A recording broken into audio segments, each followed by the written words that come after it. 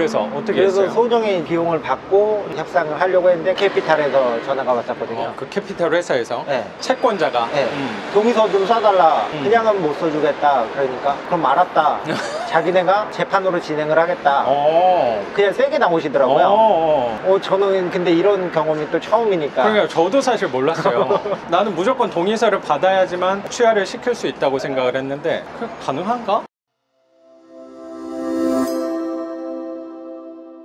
부동산 자격증도 갖고 계시는 분들도 있는데 내가 거기서 부동산이니 경매 이론이니 내가 다 알고 있고 내가 최고고 라고 한다면 그거 얼마나 자만하는 것 같다는 생각도 되게 들더라고요. 그러니까 저도 하면서 그런 생각을 많이 하는 것 같아요. 계속 뭐 선생님도 마찬가지고 처음 오시는 분, 나이가 많던 나이가 적은 분들한테도 계속 배워야겠구나. 경험이 다 다르기 때문에 이 사람한테도 배울 게 있는 거고 나이가 어린 사람한테도 그렇고 나이가 많은 사람한테도 계속 배워가야겠구나 라는 생각을 하고 나니까 마음이 되게 편해지는 것 같다는 생각이 들어요. 죽을 때까지 나는 배우면서 살아가면 얼마나 삶이 행복할 수 있을까라는 생각도 되게 들어요. 배우는 것만큼 또 재밌는 게 없는 거니까. 저도 죽을 때까지 배워야겠다라는 생각을 예전부터 하고 있었는데 뭘 배워야 될지 몰랐었거든요. 맞아. 이제 뭐를 배워야겠다라는 게 딱 기준점이 딱 정확하게 쓴 것 같아서 편하네요, 마음이. 그게 얼굴이 모자이크여서 좀 아쉽긴 한데 그런 게 선생님 얼굴 보니까 되게 많이 느껴져요. 전보다 얼굴이 많이 좋아지셔서. 네. 그러면 다음 거 한번 또 여쭤보면 아까 한채 같은 경우는 취하를 시켜줬다 그랬잖아요. 근데 그것 또한 우리가 또 배운 거였잖아요. 사실 네. 저도 몰랐어요.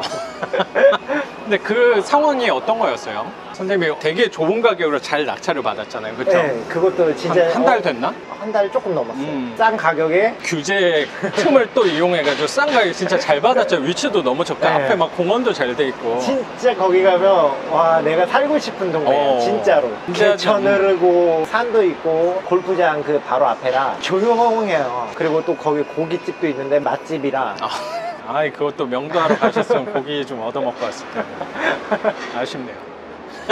그래서 1층이긴 하나 반만 묻혀있는 반지하라 반지하긴 한데 1층 같은 반지하. 네, 1층 같은 반지하라 다 통풍 같은 것도 다 너무 좋고 평수도 크고 25평이라 잘 받았다고 이제 받았는데 채무자께서 한 500만 원을 빌렸는데 이걸 깜빡하고 이자 같은 걸 안 내시고 모르고 계셨던 거죠. 근데 그 경매가 나온 이유가 사실 채권액이 너무 작긴 했어요. 네. 그렇죠? 500만 원 그래서 밖에 안 돼서 저는 그냥 500 정도도 못 내실 분인갑다 이렇게 생각하고 저도 경험상 뭐 500만 원보다 더 작았을 때도 그걸 못 갚으신 분도 꽤 계셨어요. 네, 그래서 저도 그렇게 그냥 생각하고 진짜 상황이 너무 어려우시구나. 그 전에도 갔었는데 항상 일은 하고 계셨거든요. 현장 조사 갔을 때도 집에 아무도 없었고 그 다음에 공사 현장에서 일하시는 분이셨거든요. 근데 어려운가 보다 속사정은 500만 원을 못 갚으신 거 보니까 그렇게 생각했는데 알고 봤더니 돈을 꽤 많이 잘 버시는 분이시더라고요. 그쪽에서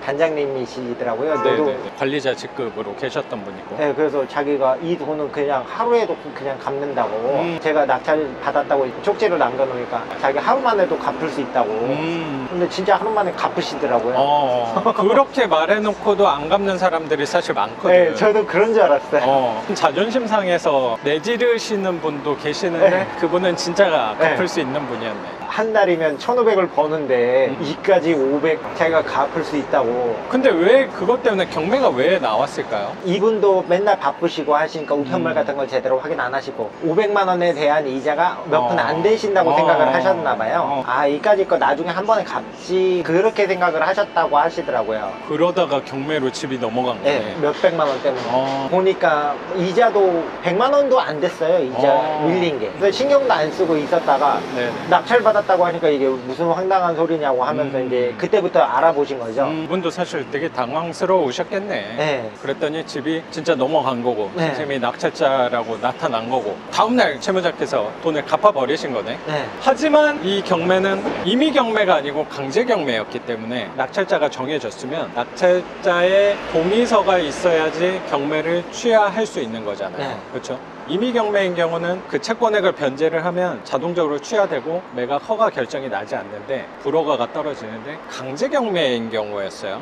네. 그래서 낙찰자가 정해졌고 나서 채무를 변제해도 경매는 계속 진행되는 거였던 네. 거잖아. 근데 낙찰 취하 좀 해달라, 취하 동의서 좀 써달라 라고 했던 거네. 그쵸? 그래서 그냥은 못 해주겠다. 그것도 맞죠. 네. 일종의 내가 수수료를 들어간 받아야지. 노력도 있고 시간도 있고 해서 그럼요. 그냥은 못 해주는 거 알지 않냐. 저도 그렇게 배짱을 튀겼죠. 그것도 그렇고 선생님도 너무 좋은 가격에 받았고 또 상태도 너무 네. 좋으니까 솔직히 취하를 해주고 싶지 않은 마음도 맞아요. 당연히 있을 것 같아요. 네. 근데 그 사람 상황이 뭐 그랬다면 그거를 뭐 무조건 안 해준다 이것도 아니라고 또 생각도 들고 그래서 어떻게 그래서 했어요? 소정의 비용을 받고 협상을 하려고 했는데 캐피탈에서 전화가 왔었거든요. 그 캐피탈 회사에서 네. 채권자가 네.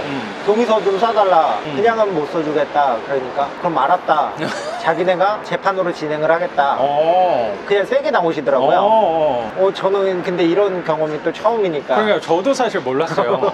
나는 무조건 동의서를 받아야지만 취하를 시킬 수 있다고 생각을 했는데 선생님도 그때 연락 와서 뭐 그런 식으로 말했다 해서 네. 그 가능한가? 라고 생각을 했거든요. 저도 불가능하다고 생각했어요. 근데 가능하더라고요. 그래서 그러니까 걔네가 거기서 그렇게 세게 나왔다고 생각을 해요. 그래서 걔네가 어떻게 행동을 한 거예요? 동의서를 쓰는 그 수수료에 대해서 협의가 네. 그 사람들은 협의할 생각이 없으니까 네. 난 써줄 생각이 있었는데 그 수수료도 얘기를 당연히 해야지 뭐 10,000원이라도 받아야 되는 거는 그렇죠. 맞다고 생각해요. 채권자가 알았다. 그럼 난 소송하겠다. 네. 라고 했던 거네. 네. 그래서 걔네가 어떻게 처리를 한 거예요? 취하서를 제출을 했죠. 경매 신청한 채권자가. 네. 취하서를 제출하니까 이제 저한테 전화가 오더라고요. 이거 취하서가 제출됐는데 동의서 써줄 의향은 없냐고. 법원에서 전화가 온 거네. 경매 4개에서 전화가 왔었는데 동의서 써줄 의향은 있다. 대신에 그냥은 못 써주지 않냐. 합의금. 그래서 소정의 교통비라든가 아니면은 합의금을 좀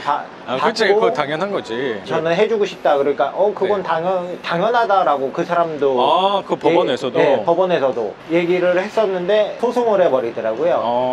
캐피탈이니까 그런 쪽으로 전문가들이잖아요, 사실. 작가님한테도 여쭤보고 경매 신이라는 사람한테도 한번 문의도 한번 해보고 했는데 네네네. 잘 모르더라고요. 동의서 안 써주면 절대 이거는 취하를 못하는 네. 거라고 생각을 했어요. 근데 방법이 있나 보네. 네, 경매가 진행이 되면 경매 집행 정지를 시킬 수가 있더라고요. 그게 이의제기하는 거랑은 좀 다른 거죠? 이의제기인데 거기서 또 취하가 될 수 있게끔 공탁금으로 50만 원 걸고 그다음에 이의제기를 하면 되는 거더라고요.